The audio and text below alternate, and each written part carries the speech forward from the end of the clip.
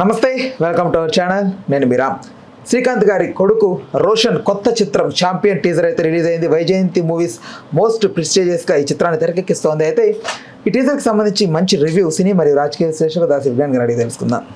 నమస్తే అన్న. నమస్తే. సో చూసారా టీజర్, ఎలా అనిపించింది? పాత రోజుల తర్వాత నాకు యాక్చువల్గా కొంచెం బ్లాక్ అండ్ వైట్ రోజుల్లో ఎన్టీఆర్ గారు అన్నారు, అందరూ ఇష్టమే. తర్వాత జనరేషన్లు అంటే నాకు లైక్ మోహన్ బాబు గారు, రాజేంద్ర ప్రసాద్ గారు, వాళ్ళ జనరేషన్లో మంచి మంచి నటులు ఉన్నప్పటికీ తర్వాత జనరేషన్ నెక్స్ట్ చిరంజీవి గారు, నాగార్జున, వెంకటేష్, బాలకృష్ణ, శ్రీకాంత్, ఈ జనరేషన్ నాకు ఎక్కువ శ్రీకాంత్ గారు అంటే ఇష్టం. యాక్చువల్లీ మై ఫేవరెట్ నిజంగా చెప్పాలంటే.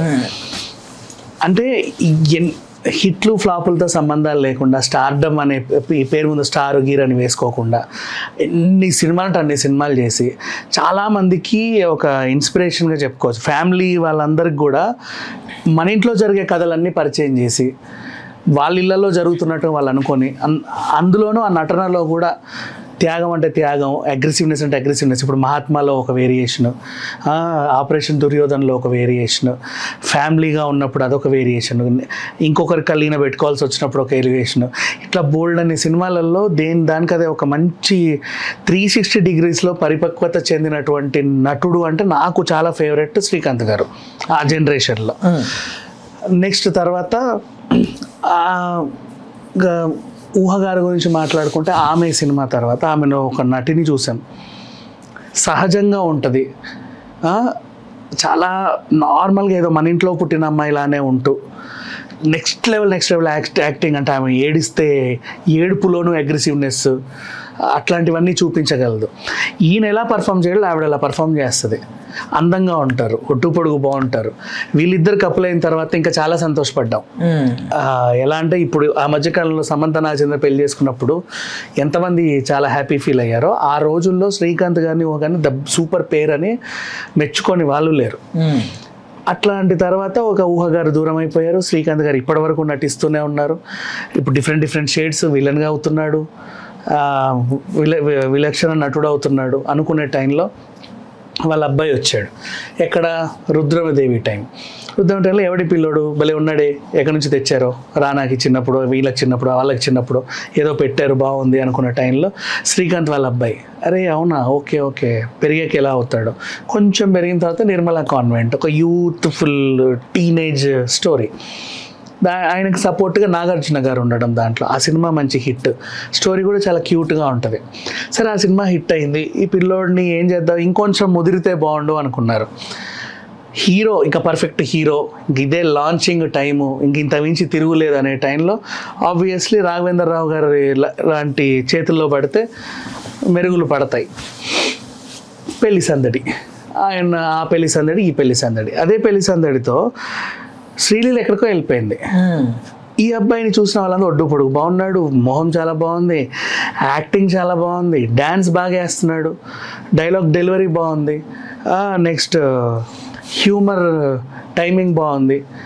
ఇన్ని చూసిన తర్వాత ఈ అబ్బాయి ఇంకా నెక్స్ట్ అయిపోయిందిలే, ఇండస్ట్రీకి ఒక పెద్ద హీరో దొరికాడు, ఇంకో నెక్స్ట్ మహేష్ బాబు అవుతాడు, ఇంకో ఇదవుతాడు, అదవుతాడు, పాన్ ఇండియా స్టార్ అవుతాడు అనే క్రమంలో ఆ అబ్బాయి ఇంటికి 50 చెక్కులు వెళ్ళాయి. నాకు సైన్ చేయి అని. ఒక్క సినిమా ఒప్పుకోలే. 2 years గ్యాప్ తీసుకొని ఈ ప్రదీప్ అద్వైతం సినిమాకి సైన్ చేశాడు.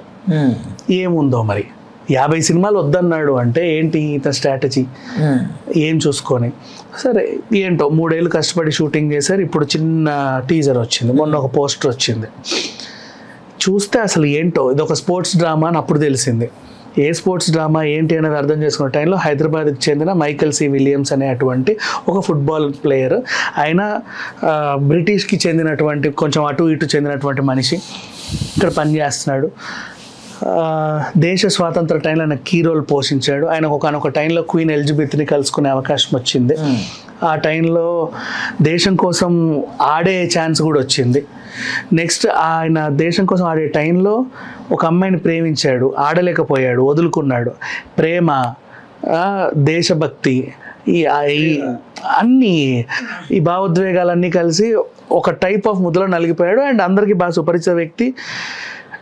స్వతంత్ర పోరాటంలో వీళ్ళు మనకు తెలిసిన ఇప్పుడు కూర్చొని ప్లకార్డులు పట్టుకొని రోడ్డు తిరిగినారు. ఇప్పుడు మన ఈ ఫ్రీడమ్ ఫైటర్సే కాకుండా కీలకంగా ఇంకా చాలామంది పాత్రలు పోషించారు. అలాంటి టైప్ ఆఫ్ హీరామండిలో చూపెడతారు కదా, హీరామండిలో చూపించినట్టు. అండ్ మొన్న కూడా 1940 బ్యాక్డ్రాప్లో రజాకరా నో నాట్ రజాకర్ 1940 బ్యాక్డ్రాప్లో ఒక సినిమా ఏదో ట్రిపులర్లో కూడా చూపెట్టారు. ఈవెన్ రామ్ చరణ్ లాంటి పోలీస్ ఆఫీసర్ గెటప్లో బ్రిటిష్కి చెందిన police officer, Indian police officer టైంలో కూడా ఇంకేదో స్టోరీ వచ్చింది. అదేంటో నాకు తెలియదు, మర్చిపోయాను నేను. సో అట్లా చూసుకుంటే ఇది రెట్రో డ్రామా, పైగా జాతీయ అవార్డు పొందినటువంటి డైరెక్టర్, బాగా ఆచితూచి అడుగులేసినటువంటి రోషన్ ఆల్రెడీ ఆ గ్లిమ్స్లో కనబడింది. December 25th వస్తున్నారు వీళ్ళు. రాసి పెట్టుకో, ఈ సంవత్సరం ఎండ్ అయ్యేది ఈ సూపర్ హిట్ సినిమాతోనే. ఈ సంవత్సరం ఎండ్ అయ్యేది అంటే ఎండ్ అయ్యేది ఇన్ సెన్స్ హైయెస్ట్ కలెక్షన్స్ ఈ సంవత్సరం మనం చెప్పుకుంటాం చూసామా. ఇప్పుడు కాంతారా, అది ఇది, దీనికి అంత వచ్చాయి, దానికి ఇంత వచ్చాయని, అలా ఇవన్నీ ఎవరైనా చెప్పుకుంటారులే. బట్ కాంతారా, హనుమాన్ మన కల్లారా చూసాం, మిరాయి కలెక్షన్స్ చాలా సినిమాలకి అందరు చెప్పుకుంటారు 300 వచ్చాయి, 400 వచ్చాయి, పోయి ఎన్ని వచ్చాయో చూడు, ఇన్ని మాకు రోజు వచ్చాయని.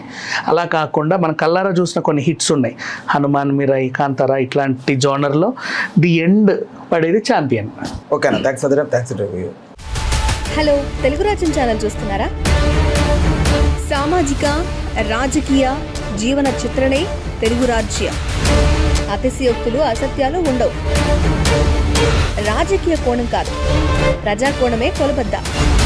తెలుగు రాజ్యం వీక్షణ మీ ఉత్తమ అభిరుచికి నిదర్శనం.